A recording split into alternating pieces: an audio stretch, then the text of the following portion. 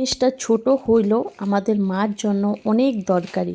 নমস্কার বন্ধু, আমি আজকে যে পার্সেলটা খুলছি এটা এত দরকারি জিনিস কি বলবো।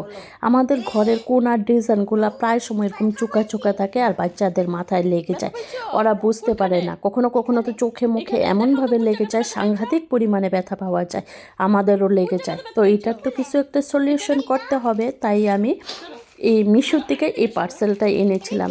যদিও জিনিসটা খুব ছোট, কিন্তু এটা যে এত সুন্দর ভূমিকা পালন করবে এটা না ইউজ করলে বোঝা যায় না। আমি দেখে অর্ডার করে নিয়েছিলাম।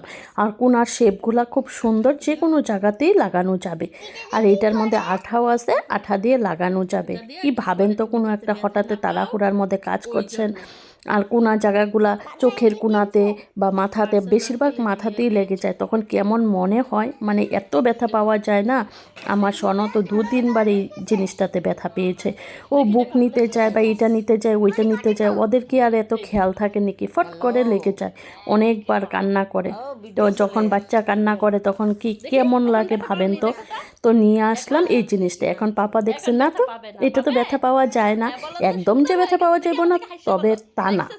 আছে কাঠের ব্যথা, যে কাঠের জিনিসটা চোখা, আরেকটা হচ্ছে প্লাস্টিকের অবেল সাইজ। তো এটা তো একটু জাস্ট লাগবে, ব্যথা তেমন পাবে না। তো আমি এই জিনিসটা এখানে সব কোনা কোনাতে লাগিয়ে দিলাম। এটা তো পাপা নিজেই লাগিয়ে দিল। পাপা বলছে, মা আমি এখানেও টিভি চলাইতে আসলে আমি এখানে অনেক ব্যথা পাই, এখানেও লাগিয়ে দাও না। তো ও নিজে নিজেই লাগিয়ে দিল। তো আমি কি করলাম, আমার ঘরে আবার ট্রাই করে দেখছে, দেখেন ব্যথা পায় কি না, কিন্তু ব্যথা পাওয়া যায় না। যেই জিনিসগুলোর কোনা বাইর করা, আমি আমার প্রতিটা ঘরের যেই জিনিসগুলো আছে সবটি কোনাতে লাগিয়ে দিয়েছি।